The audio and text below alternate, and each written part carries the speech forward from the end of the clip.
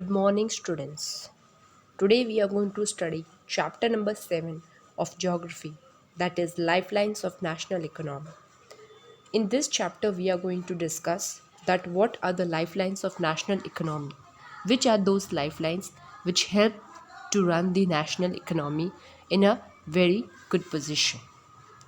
Now first in this chapter we are going to study about transport. We use different materials and services in our daily life. Some of these are available in our immediate surroundings, while other requirements are met by bringing things from other places. Okay, some things are available to you by the nature, but some things you have to transport them from the other places. And this movement of goods and services from their supply location means from where they are produced to demand locations to where they have to be supplied necessitates the need for transport. So, this is here the topic of transportation. Some people are engaged in facilitating the movements. Okay, transportation of goods and services is facilitated by some people. First one are the traders who make the products come to the consumers by transportation. Okay, there are traders who give us goods and services so that the consumers can consume those. The pace of development. Transport plays an important role in the economy. Because of transport, raw materials reach the factory and finished products reach to the consumer.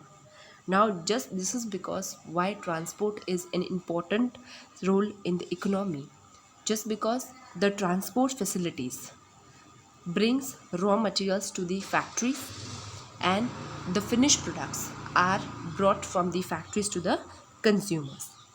The pace of development of a country depends upon the production of goods and services as well as the movement over space. Now, if we are talking about a single country, then the development sector, it depends on the movement of, or we can see the production of goods and services, that how much of goods and services are produced and what are their movement services. So this is why transport is very helpful. Therefore, efficient means of transport are prerequisite for fast development.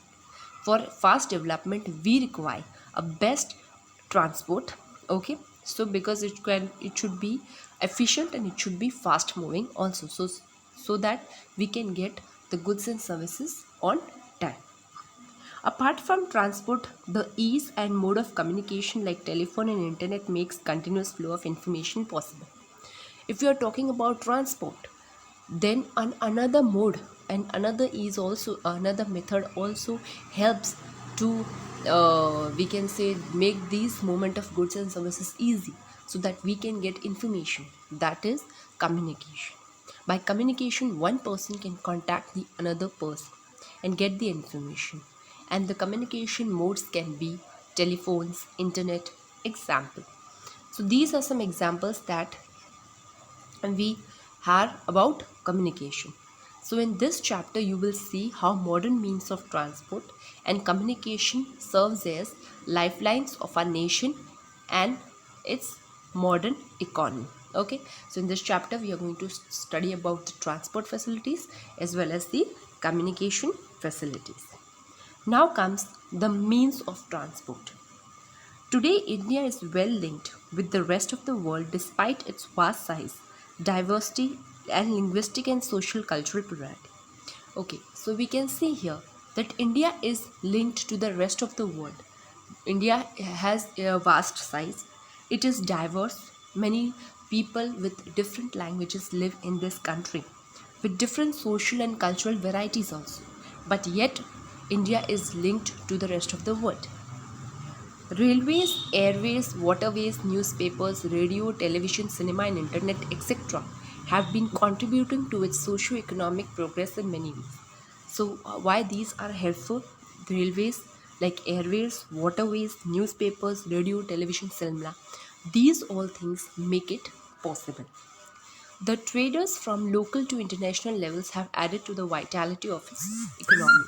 Means the traders, if we are talking about the local level, a small scale production, if you are talking about a trader of the small scale production to a international level for the outside country, It has also added to the vitality of its economy.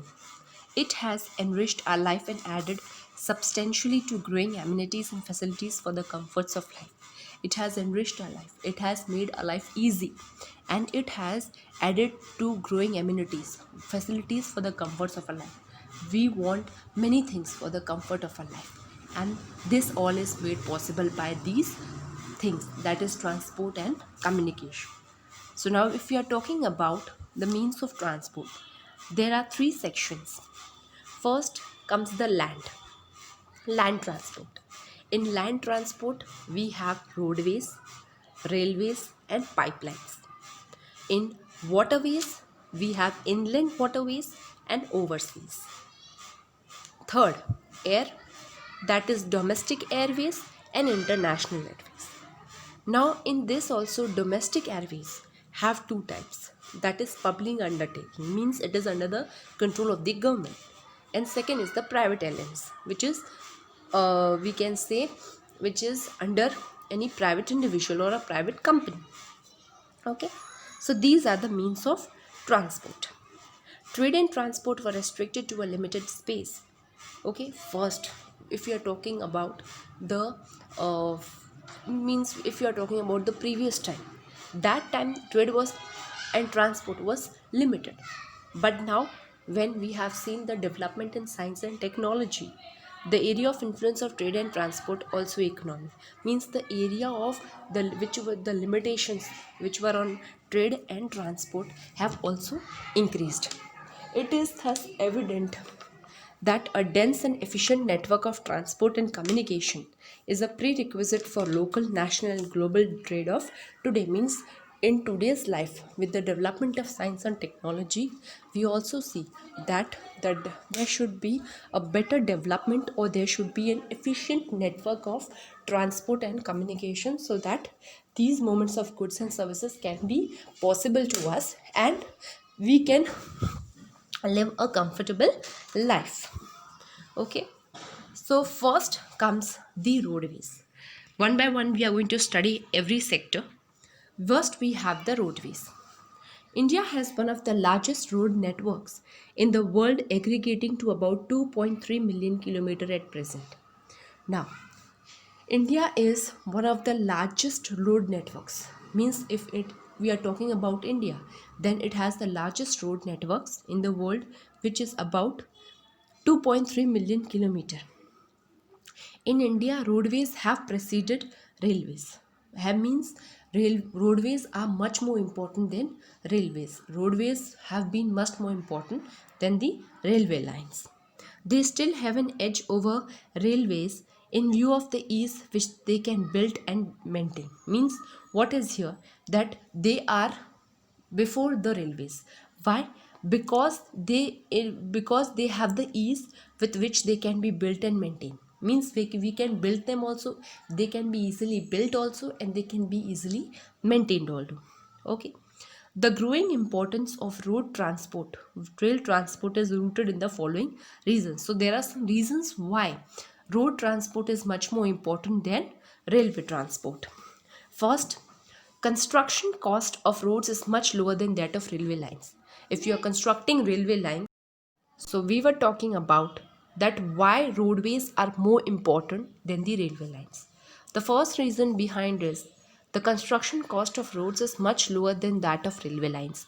Means which the cost for which railway lines are constructed is much more higher than the roadways.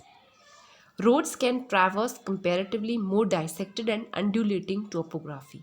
Means roads can have much more dissected and undulating topography. If you are making railway lines, so you are constructing railway lines, you have a single railway line. But if you see about the roadways, then they are much more dissected and undulating topography, means you can dissect them. Roads can negotiate higher gradients of slope, and as such can traverse mountains such as the Himalayas. Okay, if you are talking about here the highest mountains, then these roads can negotiate higher gradients of slopes, means they can be constructed on the higher gradients of slope also, such about if we are talking about Himalayas also. Road transport is economical in transportation of few persons and relatively smaller amount of goods over short distances. Means road transport is economical, okay, just because it can make transportation of few goods, few persons, sorry, and a smaller amount of good if you are talking about shorter distances. Okay, so it can transport few persons also and a smaller amount of goods and services also. It also provides door to door service, thus, the cost of loading and unloading is much lower. Okay, just because the roadways allow door to door service, it gives door to door service, so it the cost of loading and unloading the products is also lower. Road transport is also used as a feeder to other modes of transport, such as they provide a link between railway stations, air, and seaports. Road transport is also used as a feeder to other modes of transport. If you are talking about waterways, or if you are talking about, we can say, airways, then it is like a feeder, it's like a link between them, like railway stations, airways, and seaports. Okay. Now, in India, if we are talking about the roads, then they are classified into six classes according to their capacity, that how much they can handle. Okay. We have the first road, that is the Golden Quadrilateral Super Highways. Golden Quadrilateral Super Highways. The government had launched a major road development project linking Delhi, Kolkata, Chennai, Mumbai, and Delhi by six-lane superhighways. It is a six-lane superhighways connecting all the metropolitan cities, that is Delhi, Kolkata, Chennai, and Mumbai. The north-south corridors linking Srinagar and Kanyakumari. Means if you're talking about from the north to the south, then it is connected with Srinagar to Kanyakumari. And if we are talking about east-west, then it connects Silchar, Assam to Porbandar in Gujarat are parts of this project. So it is a six-lane project, okay, connecting four cities. And north-south corridors is Srinagar to Kanyakumari, east-west corridor is Silchar to Porbandar. The major objective of these super highways is to reduce the time and distance between the mega cities of India. So why are these project, or why these golden quadrilateral super highways are made? So that time can be reduced, okay, it takes a less time, and distance also, so that a much more distance can be covered between these mega cities. These highway projects are being implemented by the National Highway Authority of India. So these are the projects which are implemented by whom? National Highway Authority of India. So this was a golden quadrilateral super highways. Next, if we talk about, is the national highways. National highways link extreme parts of the countries. These are the primary road systems, and these are the primary road systems and sorry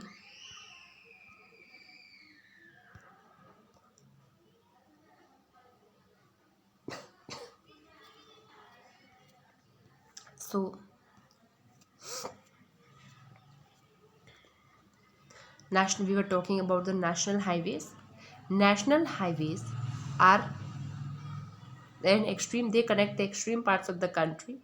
They are primary road systems and are laid and maintained by the Central Public Works Department, means CPWD. Okay, so these national highways are maintained and laid by this Central Public Works Department, and these are primary roads, national highways. A number of major national highways run in north, south, and east west direction. The historical Sher Shah Suri Marg is called National Highway number 1 between Delhi and Amritsar. So here a national highway, that is Sher Shah Suri Marg, is called National Highway number 1 between Delhi and Amritsar. So they run from north, south, and east west directions. Okay. So here is given a picture of Ahmedabad Vadodara Expressway. So this was a talk about national highways. What are national highways? A short and sweet, just summary I have given, that they link extreme parts of the country. They are primary roads and they are maintained by the CPWD. And national highway number 1, that is Sher Shah Suri Marg, which connects Delhi and Amritsar. Now, then we come to the state highways. First was the Golden Sword quadrilateral super highways. Then we came to national highways. Okay, and then we come to state highways. Roads linking a state capital with different district headquarters are known as state highways. So, a short and sweet definition of state highway is that roads linking a state capital with different district headquarters, linking state capital with different headquarters, district headquarters, are known as state highways. These roads are constructed and maintained by SPWD, that is State Public Works Development in state and union territories. Okay, if you are talking about national highways, then they are state to state.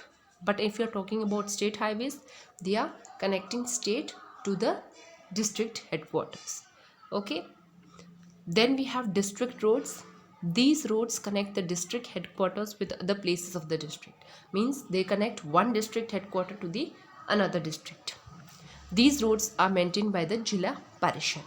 Okay, they come under the control of the Jilla Parishad. Then we have other roads that can be rural roads, which link rural areas and villages with towns, are classified under this category. Rural roads are those roads which link the rural areas, okay, means the Gramin Kshetra, that is villages, with the towns. These roads receive special impetus under the Pradhan Mantri Gramin Sadak Yojana. Okay, these come under the control of this Yojana, which was given before by the government, that was Pradhan Mantri Gramin Sadak Yojana. Under this scheme, special provisions are made so that every village in the country is linked to a major town in the country by an all motorable road. Okay, so under this scheme or under this project, that is Pradhan Mantri Gramin Sadak Yojana, what happens? Every village in a country is linked to the major town by a motorable road. Okay, so this is other roads. Then we come to border roads, border areas.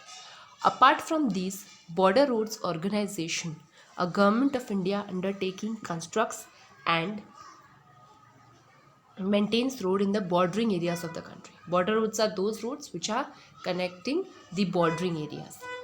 This organization was established in 1960 for the development of the roads for strategic importance in the northern and northeastern border areas.